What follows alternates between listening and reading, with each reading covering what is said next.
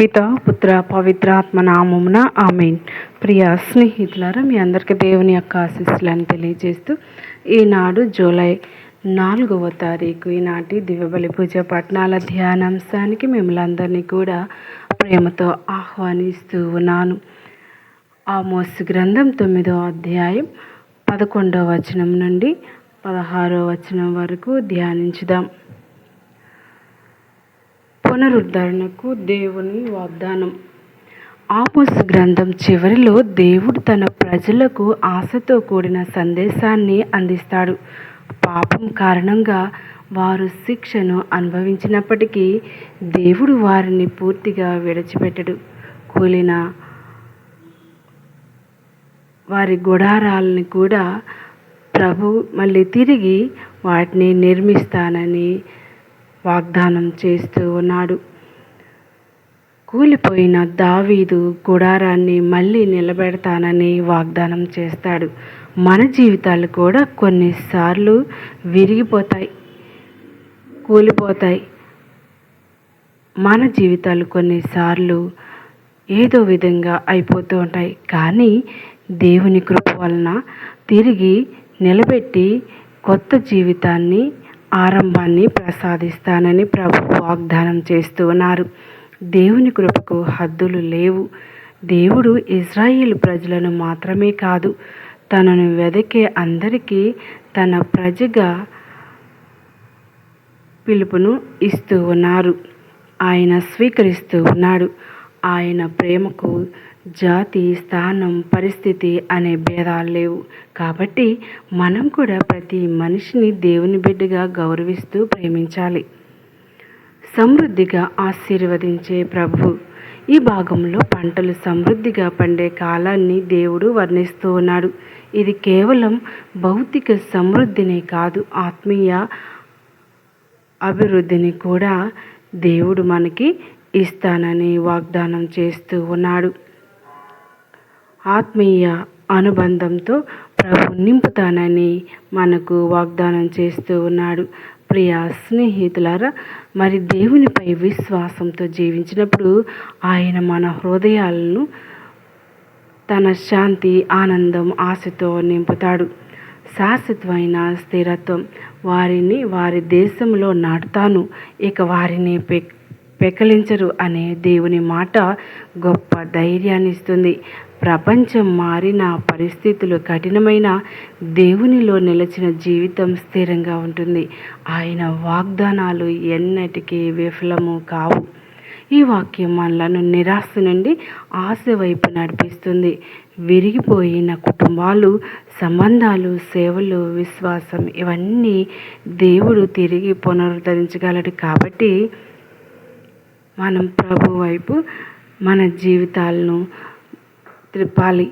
ఇవన్నీ దేవుడు తిరిగి పునరుద్ధరించగలడు. కాబట్టి నిరుత్సాహపడకుండా దేవునిపై నమ్మకం ఉంచుదాం, ముందుకు సాగుదాం. ఆయన పునరుద్ధరించే దేవుడు, ఆశను నింపే ప్రభువు. మరి ఈనాటి సువార్త పట్టణాన్ని ధ్యానించినట్లయితే, ప్రియ స్నేహితులారా, ప్రభు మనతో ముచ్చరించేటువంటి ఒక గొప్ప విషయం ఏమిటి అంటే, మత్తయి సువార్తలో ప్రభు నిత్యము మనతో ఉండే దేవుడిగా మనకు కనిపిస్తూ ఉన్నాడు. మత్తయి సువార్త 9వ అధ్యాయం 14వ వచనం నుండి 17వ వచనం వరకు ధ్యానిస్తూ ఉన్నాం. క్రీస్తు సమక్షంలో ఆనందం. యేసు శిష్యులు ఉపవాసం గురించి అడిగినప్పుడు యేసు తనను వరుడితో పోల్చాడు. వరుడు ఉన్నప్పుడు వివాహ విందులో దుఃఖం ఉండదు. అలాగే యేసు మనతో ఉన్నప్పుడు మన హృదయం ఆనందంతో నిండాలి. క్రైస్తవ జీవితంలో కేవలం నియమాల సమాహారం కాదు, అది ప్రభువుతో సజీవ సంబంధం. ఉపవాసం యొక్క నిజమైన అర్థం. యేసు ఉపవాసాన్ని తిరస్కరించలేదు. సరి అయిన సమయం వచ్చినప్పుడు తన శిష్యులు ఉపవాసం చేస్తారని చెప్పాడు. ఉపవాసం దేవునికి దగ్గర కావడాన్ని, మన హృదయాన్ని శుద్ధి చేయడానికి, ప్రార్థనలో లోతుగా ఎదగటానికి ఒక మార్గం. కొత్త వస్త్రం, కొత్త జీవితం. పాత వస్త్రానికి కొత్త బట్టను అతికించరని యేసు చెప్పాడు. ఆయన ఇచ్చే కొత్త జీవితం పాపపు అలవాట్లతో కలిసిపోదు. క్రీస్తును అనుసరించాలంటే మన మనస్సు, ఆలోచనలు, జీవన విధానం కొత్తదిగా మారాలి. క్రొత్త ద్రాక్షారసం, క్రొత్త పాత్రలు, కొత్త ద్రాక్షారసాన్ని కొత్త తిత్తుల్లోనే పోస్తారు. అలాగే పవిత్రాత్మ కార్యాన్ని స్వీకరించడానికి మన హృదయం వినయంతో, విధేయతతో సిద్ధంగా ఉండాలి.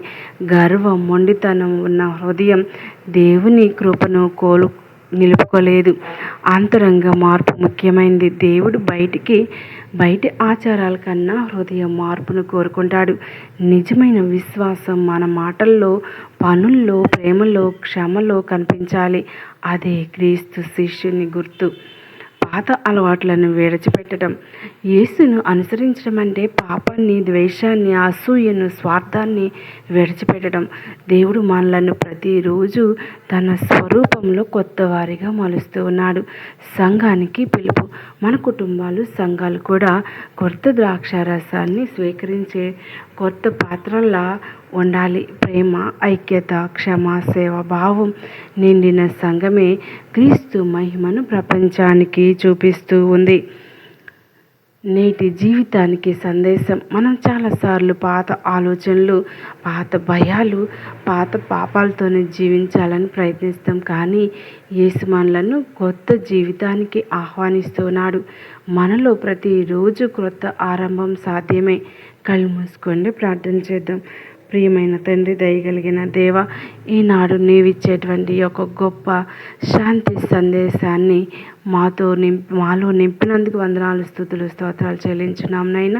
ప్రియమైన యేసయ్య, మా హృదయాలను కొత్త పాత్రలుగా మార్చుము. పాత పాపపు అలవాట్లను విడిచిపెట్టి నీ చిత్తానికి విధేయులమై జీవించే కృపను ప్రసాదించుము. నీ ప్రేమ, శాంతి, పవిత్ర ఆత్మశక్తితో మా జీవితాలు నింపము. మమ్మల్ని నీ సాక్షులుగా ఈ లోకంలో వెలిగించుము. ప్రియమైన తండ్రి, మా యొక్క ప్రార్థన దయతో ఆలకించమని వేడుకుంటూ ఉన్నాం. మాలో జరుగుతున్నటువంటి అనేక భావాలను, అనేక ఆలోచనలను స్వస్తి చెప్పి మీ వైపు నడిచే భాగ్యం దయచేయమని అడిగి వేడుకుంటూ ఉన్నాం. మా జీవితాలను కొత్తవిగా మార్చండి. మీ భావాలతో, మీ యొక్క ఆశీర్వాదాలతో నింపమని, దైవ వాక్కునందు ప్రీతి కలిగి జీవించే భాగ్యం దయచేయమని అడిగి వేడుకుంటూ ఉన్నాం.